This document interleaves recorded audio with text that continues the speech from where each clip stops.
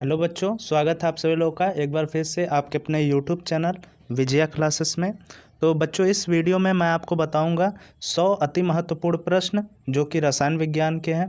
ये प्रश्न अति महत्वपूर्ण क्यों हैं? क्योंकि मैं इनमें सिर्फ उन्हीं प्रश्नों को शामिल किया हूं जो कि विगत किसी न किसी प्रतियोगी परीक्षाओं में पूछे गए हैं और बार बार प्रतियोगी परीक्षाओं में रिपीट होते रहते हैं। तो ऐसे ही मैं आपको यहाँ पर 100 प्रश्न इस वीडियो में कराऊंगा। ऐसे ही लगभग 7 वीडियो मैं आपको दूंगा जिसमें लगभग 700 प्रश्न आपके कवर हो जाएंगे। उसके बाहर से कोई भी आपको बहुत ज़्यादा पढ़ने की ज़रूरत नहीं पड़ेगी, क्योंकि ये सभी क्वेश्चन जो है बार बार हर परीक्षाओं में रिपीट होते हैं।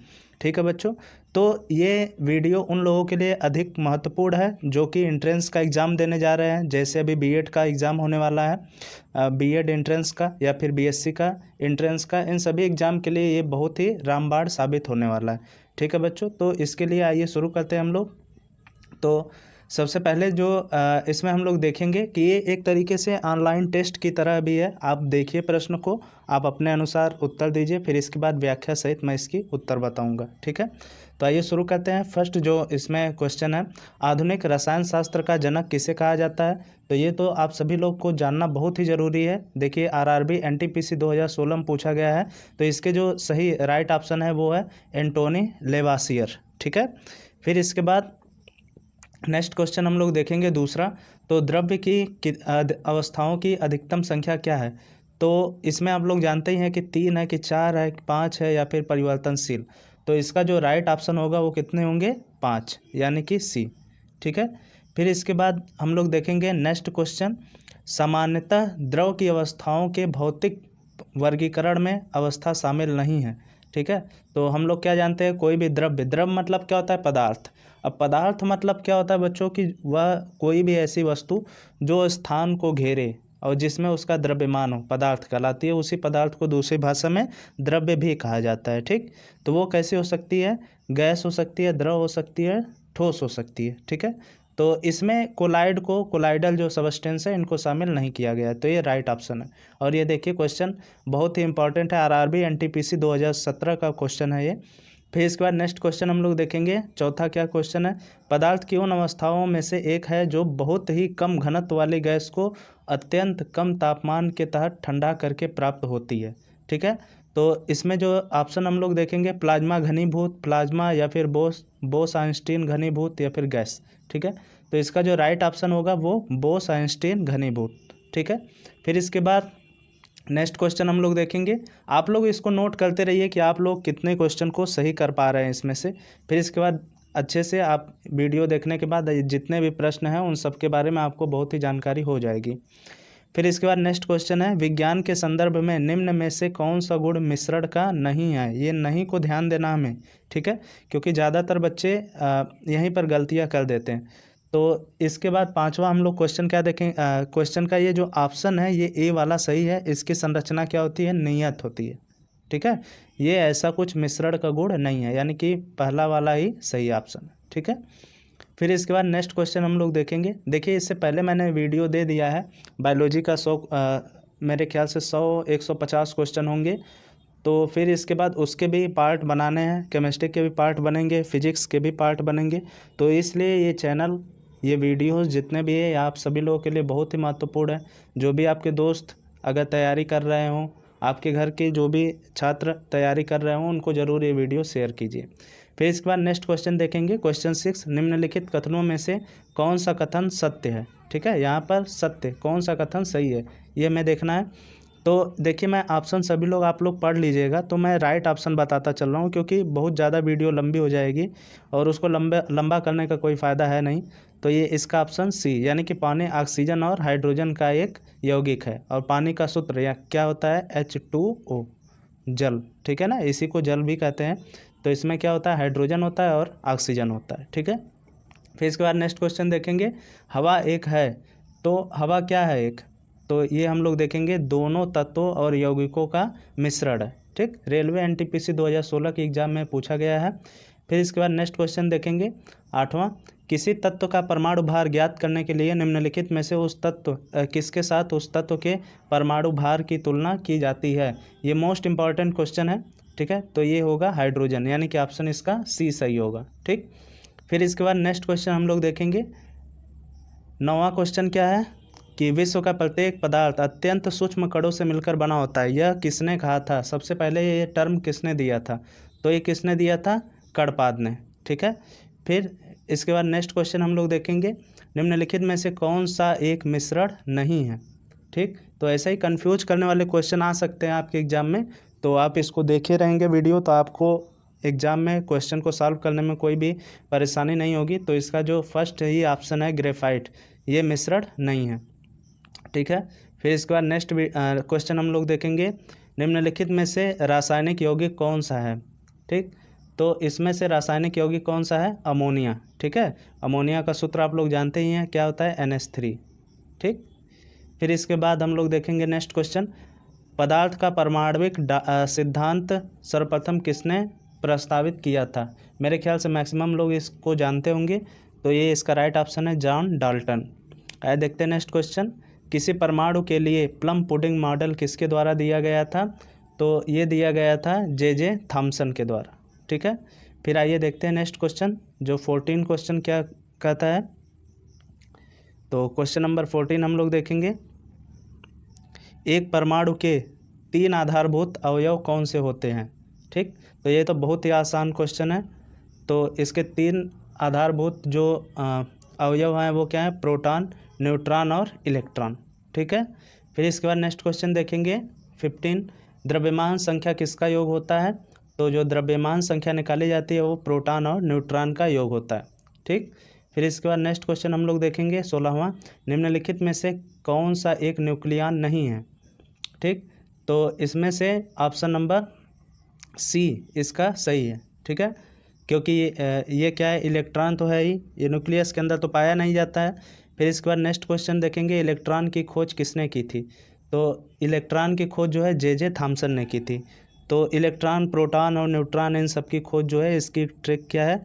ईटा पर नाच। ठीक है, तो ई से इलेक्ट्रॉन हो गया, टा से याद रखना टॉमसन।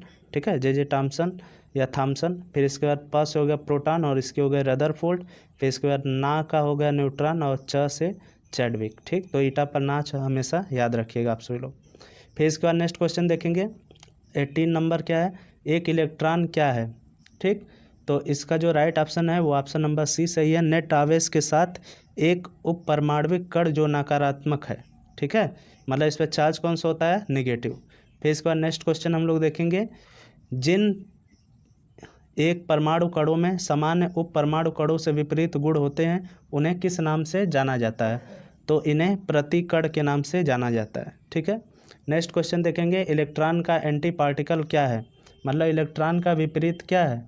तो इलेक्ट्रॉन का विपरीत जो है वो पॉजिट्रॉन है।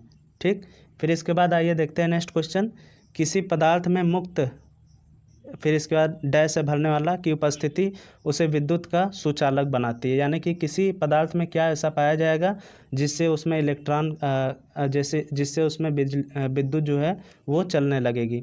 तो उसका जो राइट ऑप्शन है वो क्या है? इलेक्ट्रॉन। ठीक है, फिर इसके बाद नेक्स्ट क्वेश्चन है, देखिए मैंने इसकी ट्रिक बता दिया है, न्यूट्रॉन की खोज किसने की थी? नाच यानी कि चैडविक। ठीक, इसका राइट ऑप्शन हो जाएगा। फिर इसका नेक्स्ट क्वेश्चन है, कण बोसान नाम का संबंध किससे है? और ये देखिए UPSSC 2015 का क्वेश्चन है। तो इसका जो राइट ऑप्शन होगा वो होगा बी। ठीक है, SN बोस। फिर इसके बाद नेक्स्ट क्वेश्चन देखेंगे, नेक्स्ट क्वेश्चन 24 नंबर का है फिर इसके बाद निम्नलिखित में से कौन सा कथन सही है? ठीक, तो इसमें जो दिया हुआ है क्या क्या, तो इसका जो राइट ऑप्शन है वो है डी, एक परमाणु के नाभिक में प्रोटॉन और न्यूट्रॉन दोनों उपस्थित होते हैं, दोनों विद्यमान होते हैं। और ये क्वेश्चन जो है एनडीए में आया हुआ है। ठीक, फिर इसके बाद हम लोग देखेंगे नेक्स्ट क्वेश्चन 25। तो इसमें क्या कह रहा है कि निम्नलिखित में से कौन सा एक सही नहीं है? इसका जो नहीं है उसको ज़्यादातर बच्चे ध्यान नहीं देते हैं, तो फिर बाद में आकर यहाँ घर पर उनको पता चलता है तो उनको बहुत ही ज़्यादा कष्ट होता है, दुख होता है। तो उसको आप लोग अच्छे से क्वेश्चन को पढ़िएगा पहले, फिर इसके बाद उसी के आधार पे उसका जवाब दीजिएगा। फिर इसका जो राइट ऑप्शन होगा वो होगा ऑप्शन डी। ठीक है, फिर इसके बाद नेक्स्ट क्वेश्चन हम लोग देखेंगे 26। तो किसी परमाणु की परमाणविक संख्या में निम्नलिखित में से किसकी संख्या का पता चलता है? तो ये ऑप्शन नंबर बी इसका सही है, प्रोटॉन का पता चलता है। फिर नेक्स्ट क्वेश्चन देखेंगे, किसी तत्व का सर्वाधिक अभिलाक्षणिक गुणधर्म निम्नलिखित में से कौन सा तत्व है? तो ये है इसका डी, परमाणु क्रमांक। ठीक है, CDS 2017 के एग्जाम में पूछा हुआ है। फिर इसका नेक्स्ट क्वेश्चन देखेंगे, निम्नलिखित तत्वों में से किसकी परमाणु संख्या फास्फोरस की तुलना में अधिक है? ठीक है, तो इसमें जो राइट ऑप्शन होगा वो होगा क्लोरीन। ठीक है, फिर इसके बाद देखेंगे नेक्स्ट क्वेश्चन, निम्नलिखित तत्वों में से किसकी परमाणु संख्या नियान की तुलना में अधिक है? ठीक, तो ये इसका जो राइट ऑप्शन होगा वो क्या होगा? बी, यानी कि मैग्नीशियम। क्योंकि देखिए यहाँ पर ऑक्सीजन जो है, ऑक्सीजन का कितना हो जाएगा? 8 हो जाएगा। ठीक, इसका परमाणु संख्या। नाइट्रोजन का कितना होगा? नाइट्रोजन का 7 हो जाएगा। ठीक, मैग्नीशियम का कितना होगा? 12 हो जाएगा। ठीक, अब बोरान का कितना होगा? 5। ठीक, और तो ये सभी क्या होगा? नियान से ज़्यादा किसका है? मैग्नीशियम का है। ठीक, फिर इसके बाद नेक्स्ट क्वेश्चन हम लोग देखेंगे, निम्नलिखित तत्वों में किसकी परमाणु संख्या आयरन की तुलना में अधिक है? ठीक, तो यानी कि आप लोग अगर 1 से लेकर 30 तक परमाणु संख्या यानी जो है वो परमाणु क्रमांक तत्वों का आप लोग याद कर लेंगे तो वो आपके लिए बहुत ही लाभदायक होगा। फिर इसका जो राइट ऑप्शन होगा वो होगा ऑप्शन नंबर बी। ठीक है, कोबाल्ट। फिर इसके बाद देखेंगे नेक्स्ट क्वेश्चन, निम्नलिखित तत्वों में किसकी परमाणु संख्या क्लोरीन की तुलना में अधिक है? ठीक है, तो इसमें जो राइट ऑप्शन होगा इसका ए, यानी कि आपको ये याद रखना पड़ेगा 1 से 30 तक परमाणु जो संख्या है इनकी, तभी आप ये क्वेश्चन कर पाएंगे। फिर इसके बाद नेक्स्ट क्वेश्चन हम लोग देखेंगे, निम्नलिखित तत्वों में किसकी परमाणु संख्या मैग्नीशियम की तुलना में अधिक है? ठीक है, तो इसका जो राइट ऑप्शन होगा वो होगा ऑप्शन नंबर डी, यानी कि एल्यूमिनियम की। फिर इसके बाद देखेंगे नेक्स्ट क्वेश्चन, दृढ़ावेशित परमाणु रेडायन में प्रोटॉनों की संख्या क्या है? ठीक, तो इसका जो राइट ऑप्शन होगा वो है ऑप्शन नंबर बी।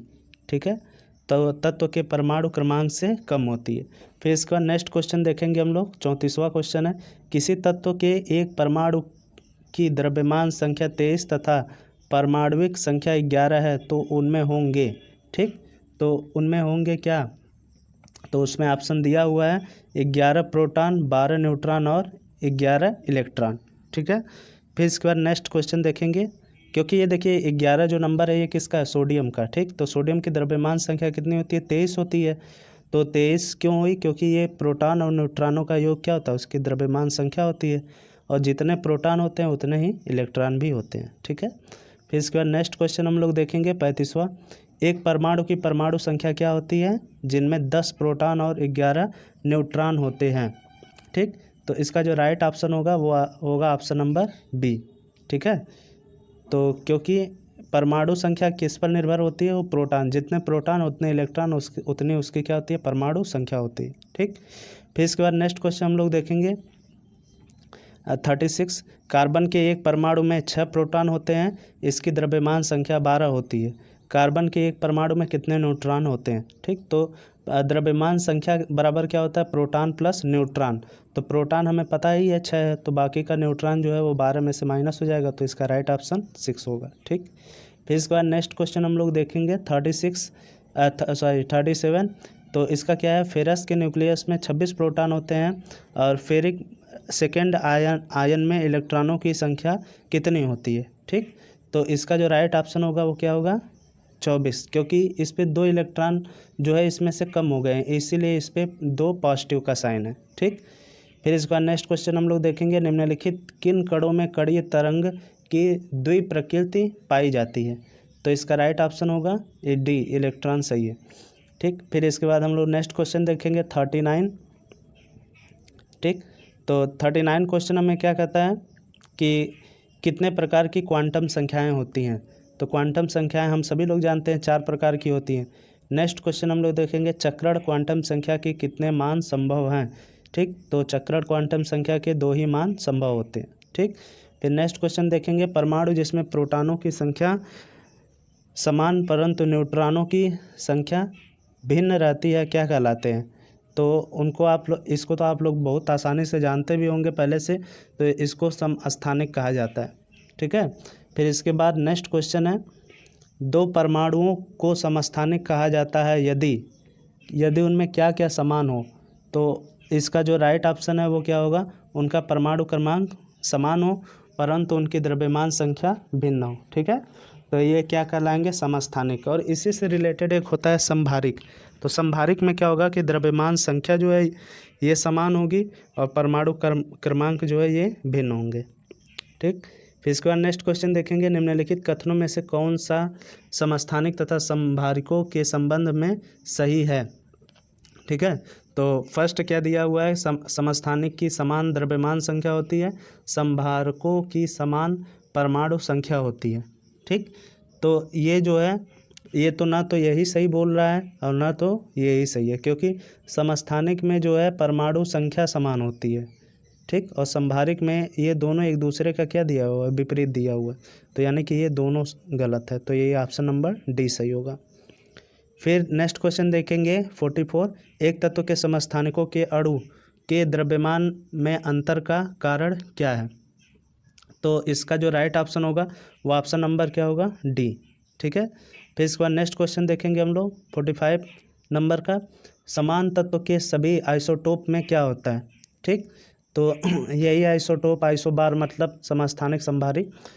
फिर तो ये 45 है, तो इसका जो राइट ऑप्शन होगा वो है एक जैसे परमाणविक क्रमांक किंतु भिन्न परमाणविक संहति। ठीक, फिर इसके बाद नेक्स्ट क्वेश्चन देखेंगे 46, जब किसी तत्व के परमाणु की एक से ज़्यादा द्रव्यमान संख्या हो तो उसे क्या कहते हैं। ठीक, ये तो बहुत ही ईजी है, मैं बताया भी हूँ इसके बारे में आपको, तो ये होगा आइसोटोप। ठीक, फिर इसके बाद नेक्स्ट क्वेश्चन देखेंगे, आइसोटोप के रासायनिक गुण कैसे होने चाहिए बताइए। तो इसका जो समान होने चाहिए। ठीक, फिर इसके बाद नेक्स्ट क्वेश्चन देखेंगे, हाइड्रोजन के रेडियो सक्रिय समस्थानिक को क्या कहते हैं। तो इसे जो है टाइट्रियम कहते हैं।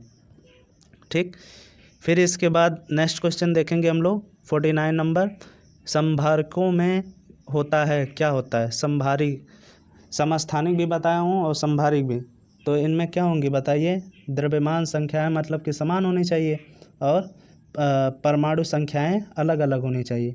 तो इसका बताइए राइट ऑप्शन क्या होगा, ए।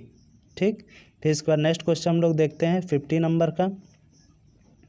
तो इसका जो इसमें क्या पूछ रहा है, इलेक्ट्रॉनों की समान संख्या वाले परमाणु अणु या आयन होते हैं, मतलब इलेक्ट्रॉनों की इनमें संख्या समान होती है। तो इसका जो राइट ऑप्शन है वो क्या है, आइसो इलेक्ट्रॉनिक। आइसो मीन्स होता ही है समान। ठीक है, तो जब इलेक्ट्रॉनों की समान संख्या है यानी कि आइसो इलेक्ट्रॉनिक है, सीधी सी बात है। फिर इसके बाद नेक्स्ट क्वेश्चन देखेंगे जो कि CDS 2017 के एग्जाम में पूछा गया है, दो तत्व कैल्शियम परमाणु क्रमांक 20 और आर्गन परमाणु क्रमांक 18 है। ठीक, दोनों तत्वों की द्रव्यमान संख्या 40 है, ऐसे तत्वों को क्या कहा जाता है। तो ये तो बहुत ही आसान है, पूरा घुमा फिरा के समस्थानिक और संभारिक ही पूछ रहा है, तो इसका जो राइट ऑप्शन होगा वो संभारिक होगा। ठीक है, क्योंकि उसमें न्यूट्रॉनों की संख्या अधिक होगी तो इसीलिए उसकी द्रव्यमान संख्या भी अधिक हो जाएगी। फिर इसके बाद नेक्स्ट क्वेश्चन हम लोग देखेंगे 52 नंबर का, किसी परमाणु के उच्चतम ऊर्जा स्तर में स्थित इलेक्ट्रॉनों की मतलब क्या कहा जाता है इनमें से। तो इसका जो राइट ऑप्शन है वो सी, संयोजकता इलेक्ट्रॉन्स कहा जाता है। फिर इसके बाद 53 है क्वेश्चन नंबर, किसी तत्व के रासायनिक गुणधर्म किस पर निर्भर करते हैं, मतलब किसी तत्व की जो केमिकल प्रॉपर्टी है वो किस पे डिपेंड करती है, तत्व के सबसे बाहरी कोश में इलेक्ट्रॉनों की संख्या पर। ठीक, क्योंकि यही इलेक्ट्रॉन जो है या तो मुक्त होते हैं या तो फिर ग्रहण होते हैं इसी में। फिर इसके बाद नेक्स्ट क्वेश्चन देखेंगे हम लोग, रेडियो सक्रियता की परिघटना की खोज किसने की थी। ये देख लीजिए, रिपीटेड क्वेश्चन है यहाँ पर, NDA, SSC, RRB, NTPC में पूछा गया है। तो इसका जो राइट ऑप्शन है ये है सी, हेनरी बैकेरल, यानी कि बहुत ही इम्पॉर्टेंट क्वेश्चन है ये। फिर इसके बाद नेक्स्ट क्वेश्चन देखेंगे, रेडियो धर्मिता का यूनिट क्या है। तो इसका जो राइट ऑप्शन है वो क्या है, ऑप्शन डी, रेडियो धर्मिता की यूनिट इकाई क्या है, क्यूरी। फिर इसके बाद नेक्स्ट क्वेश्चन हम लोग देखेंगे, रेडियो धर्मिता मापी जाती है या नापी जाती है, किस में नापी जाती है। तो इसका राइट ऑप्शन होगा ए, गीगर मूलर काउंटर में। फिर इसके बाद नेक्स्ट क्वेश्चन देखेंगे, रेडियो धर्मी वस्तुओं को किससे बने पात्र में रखना चाहिए। ठीक, तो इसका जो राइट ऑप्शन है वो ए। ठीक, रेडियोधर्मी तत्व सॉरी, इसका जो राइट ऑप्शन है यहाँ पे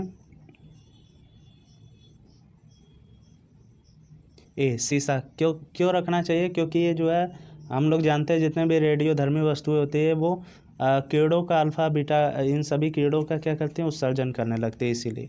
फिर इसके बाद नेक्स्ट है रेडियो, देखिए नेक्स्ट क्वेश्चन उसी पर आधारित है। रेडियोधर्मी तत्व किसका उत्सर्जन करते हैं?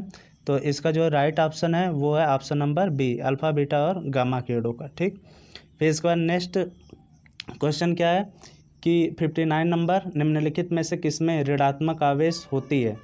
ठीक, तो इसका ऑप्शन है अल्फा किरण, बीटा किरण और गामा किरण, एक्स किरण। ठीक, तो इसका राइट ऑप्शन क्या होगा? बीटा किरण। नेक्स्ट क्वेश्चन 60 है, निम्नलिखित में से किसके उत्सर्जन से संभारिक उत्पन्न होते हैं? तो इसका जो राइट ऑप्शन है क्या है? बी, बीटा किरण। ठीक, फिर इसका नेक्स्ट क्वेश्चन देखेंगे, रेडियोधर्मी पदार्थ में किस दौरान कोई परिवर्तन यानी द्रव्यमान या आवेश में नहीं होता है? तो इसका ऑप्शन नंबर होगा बी, गामा उत्सर्जन में। ठीक, फिर इसके बाद नेक्स्ट क्वेश्चन देखेंगे, अल्फा बीटा तथा गामा की वेधन शक्ति अपने अवरोही क्रम में किस क्रम में होती है? ठीक, तो इसका जो राइट ऑप्शन है वो बी। ठीक, सबसे ज़्यादा गामा, फिर बीटा, फिर अल्फ़ा। फिर इसके बाद अवरोही का मतलब होता है बढ़ते हुए क्रम में, तो सबसे जो कम होगा वो होगा गामा, फिर इसके बाद बीटा, फिर इसके बाद अल्फ़ा। ठीक, फिर अवरोही क्रम पूछे या आरोही क्रम पूछे, अवरोही मतलब होता है कि उतरते हुए क्रम में। ठीक है, जैसे हम लोग सीढ़ी पर चढ़ गए तो सीढ़ी पर से नीचे जब आएंगे तो अवरोही क्रम हो जाएगा। और आरोही क्रम क्या होगा कि जब हम लोग सीढ़ी पर चढ़ रहे हैं ऊपर, मतलब छोटे से जब बड़ा जाएंगे तो आरोही क्रम होगा, और जब बड़े से छोटे की ओर आएंगे तो अवरोही क्रम होता है। ठीक, फिर इसके बाद नेक्स्ट क्वेश्चन है 63, न्यूनतम पारगम्य शक्ति किरण कौन सी है? ठीक, तो इसका जो राइट ऑप्शन है वो ए, अल्फ़ा किरण। ठीक, फिर इसका नेक्स्ट क्वेश्चन देखेंगे, अल्फ़ा कण में क्या होते हैं? तो ये इसका जो राइट ऑप्शन हो जाएगा क्या? 2 प्रोटॉन और 2 न्यूट्रॉन होते हैं। फिर इसका नेक्स्ट क्वेश्चन हम लोग देखेंगे, क्वेश्चन नंबर 65, अल्फ़ा पार्टिकल होते हैं। ठीक, तो अल्फ़ा पार्टिकल क्या होते हैं? तो हीलियम के केंद्रक के जैसे होते हैं। ठीक, तो यानी कि राइट, इसका जो राइट ऑप्शन है वो डी। नेक्स्ट क्वेश्चन देखेंगे 66, अल्फ़ा किरण में 2 धनात्मक आवेश चार्ज होते हैं, इसका द्रव्यमान निम्न में से किसके लगभग बराबर होता है? तो इसका जो राइट ऑप्शन है वो हीलियम के एक परमाणु का द्रव्यमान उसी के बराबर होता है। फिर इसके बाद नेक्स्ट क्वेश्चन हम लोग देखेंगे 67, रेडियो एक्टिव सामग्री से उत्सर्जित बीटा किरणें क्या हैं? तो इसका जो राइट ऑप्शन होगा वो है डी, केंद्रक न्यूक्लियस के चारों ओर घूमने वाले इलेक्ट्रॉन होते हैं, और ये एसएससी 2016 में पूछा गया। नेक्स्ट क्वेश्चन देखेंगे 68, जो है गामा किरणें किसकी बनी होती हैं? तो गामा किरण जो है ये विद्युत चुंबकीय तरंगें होती हैं, विद्युत चुंबकीय तरंगों से ही मिलकर बनती हैं। नेक्स्ट क्वेश्चन देखेंगे, किसी नाभिक के गामा क्षय से क्या होता है? तो इसका जो राइट ऑप्शन होगा, ना तो नाभिक की द्रव्यमान संख्या बदलती है, ना तो परमाणु क्रमांक बदलता है इसका, और ये CDS 2016 में पूछा गया है। फिर इसके बाद नेक्स्ट क्वेश्चन देखेंगे हम लोग, क्वेश्चन नंबर 70 कि निम्नलिखित में से कौन सा एक रेडियो सक्रिय तत्व है? तो इसका जो राइट ऑप्शन है वो है सी, प्लूटोनियम। फिर नेक्स्ट क्वेश्चन देखेंगे, कार्बन डेटिंग निम्न की आयु निर्धारण हेतु प्रयुक्त की जाती है? तो ये बहुत ज़्यादा पूछा जाता है, तो इसको आप लोग जान लीजिए। तो इसका राइट ऑप्शन क्या है? जीवाश्म। ठीक है, जो मतलब हमें पृथ्वी के अंदर दबे हुए मिलते हैं, उन्हीं की आयु निर्धारण के लिए कार्बन डेटिंग का यूज किया जाता है। फिर इसके बाद क्या है, कार्बन तिथि निर्धारण में कार्बन का कौन से समस्थानिक का प्रयोग किया जाता है? ये भी मोस्ट इम्पॉर्टेंट क्वेश्चन है, आप लोग देख सकते हैं CDS 2007 और BSSC 2016 में पूछा गया है, और बहुत बार पूछा भी जाता है और एग्जाम में। तो इसका राइट ऑप्शन क्या है? इसका कार्बन 6, और इसका जो द्रव्यमान संख्या वो कितनी है? 14। ठीक, फिर इसके बाद नेक्स्ट देखेंगे, एक रेडियोधर्मी पदार्थ की अर्धायु 10 दिन है, इसका अभिप्राय क्या है? ठीक, तो इसका अभिप्राय है कि पदार्थ के 3/4 भाग का विघटन 20 दिनों में हो जाएगा। ठीक, फिर इसका नेक्स्ट क्वेश्चन हम लोग देखेंगे क्या है कि रेडियोधर्मी पदार्थ का आधा जीवन काल 70 दिन का है, उसी पदार्थ का 1 ग्राम कितने दिन बाद 0.25 ग्राम रह जाएगा। तो इसका जो राइट ऑप्शन है क्या है, फर्स्ट 140 दिन। फिर इसका नेक्स्ट क्वेश्चन देखेंगे, किसी रेडियो सक्रिय पदार्थ रेडियम की अर्धायु 1600 वर्ष है, कितने दिनों बाद रेडियो सक्रिय पदार्थ का 25% 25% अंश बच जाएगा। तो इसका जो राइट ऑप्शन होगा वो है 3200 साल बाद। ठीक, फिर इसका नेक्स्ट क्वेश्चन हम लोग देखते हैं 76, रक्त कैंसर यानी कि इसको ब्लड कैंसर को ल्यूकीमिया भी कहा जाता है कि रोकथाम में प्रयुक्त किए जाने वाला रेडियो समस्थानिक है। तो इसका जो राइट ऑप्शन है वो है सी, फास्फोरस 32। मोस्ट इंपॉर्टेंट क्वेश्चन है ये सभी। फिर इसके बाद ये तो समझ लीजिए रामबाण है, ये आपके एग्जाम में आना है ये क्वेश्चन, मतलब इनमें से कोई भी क्वेश्चन आ सकता है। तो निम्नलिखित में से कौन सा सुमेलित नहीं है। ठीक, तो इसमें से जो राइट ऑप्शन होगा इसका डी, गोल्ड 198, इसका उपचार रेटिना 200 का उपचार में नहीं किया जाता है। बाकी आपको इससे सीखने क्या मिला यहाँ पर, कोबाल्ट 60 का उपयोग शरीर के अंतरंग के अबोल्द मतलब कैंसर का उपचार किया जाता है। फिर इसके बाद आयोडीन 131 का यूज जो है थायराइड कैंसर में किया जाता है। फास्फोरस 32 का श्वेत रक्तता यानी कि अभी बताया ल्यूकीमिया के उपचार में किया जाता है। ठीक, फिर नेक्स्ट क्वेश्चन देखेंगे 78 नंबर का, कोबाल्ट 60 आमतौर पर विकिरण चिकित्सा में प्रयुक्त होता है क्योंकि यह उत्सर्जित करता है। तो ये क्या है, उत्सर्जित करता है गामा किरण। ठीक, तो ऑप्शन नंबर इसका सी सही है। फिर 79 देखेंगे, सूची 1 को सूची सेकंड से सुमेलित कीजिए तथा सूची के नीचे दिए गए कूट का प्रयोग करके सही उत्तर चुनिए।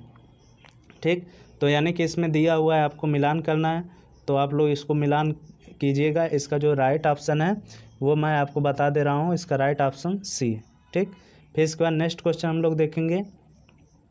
हालांकि वीडियो बहुत ज़्यादा लंबी बन जा रही है, इसीलिए मैं आपको जल्दी जल्दी में थोड़ा ये प्रैक्टिस सेट करा रहा हूँ। ठीक है, जिससे आप लोग आसानी से, आपके पास समय भी कम है तो आसानी से इसको प्रिपेयर कर लीजिए, क्योंकि यही सेम क्वेश्चन रिपीट होते जाते हैं हमेशा। फिर इसका नेक्स्ट क्वेश्चन 80 नंबर का क्या है कि किस प्रकार की अभिक्रिया से सबसे अधिक हानिकारक विकिरण पैदा होती। तो ये विखंडन अभिक्रिया के द्वारा, यानी कि ऑप्शन नंबर 20 का सही है। नेक्स्ट क्वेश्चन देखेंगे, परमाणु विखंडन की प्रक्रिया है। ठीक, तो ये सभी क्वेश्चन बहुत ज़्यादा पूछे जाएंगे, 100% ही पूछे जाएंगे। तो इसका भी राइट ऑप्शन क्या है, ऑप्शन नंबर बी, एक भारी परमाणु नाभिक के उपखंड। फिर इसका नेक्स्ट क्वेश्चन देखेंगे, नीचे एक अभिकथन और कारण दिया गया है। तो परमाणु विखंडन की घटना अत्यधिक ऊर्जा उत्पन्न करती है। कारण क्या है इसका, यह वह प्रक्रिया जिसमें एक नाभिक 2 भागों में टूट जाता है परमाणु विखंडन कहलाता है। तो इसमें से हमें इस कथन का कारण स्पष्ट करते हुए ऑप्शन को सिलेक्ट करना है। तो इसका जो राइट ऑप्शन है वो है ऑप्शन नंबर बी, अभिकथन और कारण दोनों सही हैं, लेकिन कारण अभिकथन की उचित व्याख्या नहीं कर पाता। ठीक, फिर इसके बाद नेक्स्ट क्वेश्चन देखेंगे, परमाणु बम किस सिद्धांत पर आधारित है। ये सभी क्वेश्चन बहुत ज़्यादा देखिए अभी 2016 एसएससी के एग्जाम में पूछा हुआ है। तो इसका जो राइट ऑप्शन है वो है ऑप्शन नंबर बी, अनियंत्रित नाभिकीय विखंडन में। ठीक, फिर इसके बाद नेक्स्ट क्वेश्चन हम लोग देखेंगे, क्वेश्चन नंबर 84 है, परमाणु प्रस्फोटन किसके द्वारा प्रेरित होता है। ठीक, तो इसका जो राइट ऑप्शन है वो है डी, यानी कि अनियंत्रित श्रृंखला अभिक्रिया। फिर नेक्स्ट क्वेश्चन है, जापान पर गिराए गए परमाणु बमों के क्या नाम थे। तो ये भी कई बार एग्जाम में पूछा जाता है। तो इसका राइट ऑप्शन है ए, लिटिल बॉय और फैट मैन। ठीक, फिर इसके बाद नेक्स्ट क्वेश्चन है, वर्ष 1945 में नागासाकी में गिराए गए बमों में कौन सा विस्फोटक प्रयुक्त किया गया था। तो इसका जो राइट ऑप्शन है वो है प्लूटोनियम। ठीक, फिर नेक्स्ट क्वेश्चन देखेंगे, न्यूक्लियस संलयन के दौरान निम्नलिखित में से क्या होता है। तो इसका जो राइट ऑप्शन है वो ऑप्शन नंबर सी है, 2 हल्के न्यूक्लियाई मिलकर एक भारी न्यूक्लियस बनाते हैं। तो संलयन का मतलब ही होता है जोड़ना। ठीक, तो इसमें क्या होता है, न्यूक्लियाई जोड़कर आपस में एक बड़े न्यूक्लियाई बना लेते हैं। नेक्स्ट क्वेश्चन हम लोग देखेंगे कि 88 नंबर है, निम्नलिखित में से कौन सा सौर ऊर्जा का स्रोत है। ठीक, तो इसका जो राइट ऑप्शन है वो है बी। फिर इसके बाद नेक्स्ट क्वेश्चन हम लोग देखेंगे, हाइड्रोजन बम किस सिद्धांत पर काम करता है। ये भी मोस्ट इंपॉर्टेंट क्वेश्चन है। तो ये काम करता है अनियंत्रित संलयन अभिक्रिया पर। और देखिए ये रिपीटेड, ये सभी क्वेश्चन क्या है, रिपीटेड है। ठीक, फिर इसके बाद नेक्स्ट क्वेश्चन देखेंगे, हाइड्रोजन बम विकसित किया गया था, किसके द्वारा बनाया गया था। तो इसका जो राइट ऑप्शन है वो ए। ठीक, तो इसका कौन है? एडवर्ड टेलर के द्वारा। परमाणु रिएक्टर का आविष्कार किसने किया था? तो परमाणु रिएक्टर का आविष्कार एनरिको फर्मी ने किया था। इसका नेक्स्ट क्वेश्चन देखेंगे हम लोग। एक परमाणु रिएक्टर में निम्नलिखित रॉड कैडमियम की रॉड क्या काम करती है? ठीक, तो इसका मैं आपको ऑप्शन दिखा देता हूँ यहाँ पर, ये इसके ऑप्शन है। तो इसका जो राइट ऑप्शन है इसमें तो वो है बी। ठीक, चेन रिएक्शन को नियंत्रित करने के लिए अतिरिक्त न्यूट्रॉन को अवशोषित करता है। इसका नेक्स्ट क्वेश्चन देखेंगे। परमाणु रिएक्टर में विखंडन प्रतिक्रिया की दर को नियंत्रित करने के लिए किसका प्रयोग किया जाता है, जो खुद में ही विखंडन के बिना न्यूट्रॉन अवशोषित करता है? तो इसका जो राइट ऑप्शन है वो डी, कैडमियम का यूज़ किया जाता है। फिर इसका नेक्स्ट क्वेश्चन देखेंगे। 94 नाभिकीय रिएक्टरों की मूल प्रक्रिया क्या है? ठीक, तो इसका जो ऑप्शन है वो है सी, सही है, विखंडन। ठीक, फिर इसके बाद नेक्स्ट क्वेश्चन हम लोग देखेंगे 95 कलपक्कम के फायर ब्रीडर रिएक्टर में से कौन सा एक शीतलक के रूप में प्रयोग में लाया जाता है? ठीक, तो इसका जो राइट ऑप्शन है वो है बी। ठीक, यानी कि द्रवित सोडियम। इसका नेक्स्ट क्वेश्चन देखेंगे 96 नाभिकीय अभिक्रिया के दौरान श्रृंखला अभिक्रिया को नियंत्रित करने के लिए न्यूट्रॉनों का अवशोषण करने हेतु निम्न में से किसका प्रयोग किया जाता है? तो इसमें से जो है ए, बोरान, ये सही है, इसका राइट ऑप्शन है इसका। इसका नेक्स्ट क्वेश्चन देखेंगे 96 निम्नलिखित में से कौन सा पदार्थ नाभिकीय रिएक्टर में मंदक का काम करता है? ठीक, तो उसका जो राइट ऑप्शन है वो है सी, भारी जल, यानी कि इसका फार्मूला क्या होता है? D2O। ठीक, फिर इसका नेक्स्ट क्वेश्चन देखेंगे। नाभिकीय रिएक्टर में निम्नलिखित में से किसे मंदक के रूप में प्रयोग किया जाता है? ठीक, तो इसका जो राइट ऑप्शन है वो है बी, ग्रेफाइट को। फिर इसका नेक्स्ट क्वेश्चन देखेंगे। एक नाभिकीय रिएक्टर में भारी जल का क्या कार्य होता है? तो ये क्या करता है? उसमें न्यूट्रॉन की गति को कम करता है। देखिए ये जितने भी क्वेश्चन है ये बहुत ही इंपॉर्टेंट क्वेश्चन है जो कि मैं आपके लिए लेकर आया हूँ। इसकी बहुत सीरीज चलेगी, लगभग 6 या 7 वीडियो इसके आने वाले हैं।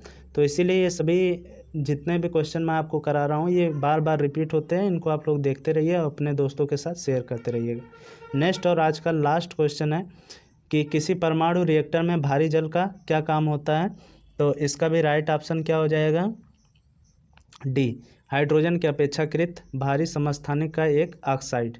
ठीक है, तो ये आपके आज के जो है इस पार्ट 1 के 100 टॉप क्वेश्चन है जिन्हें आपने शायद देखा होगा, बहुत कुछ सीखा होगा वीडियो से।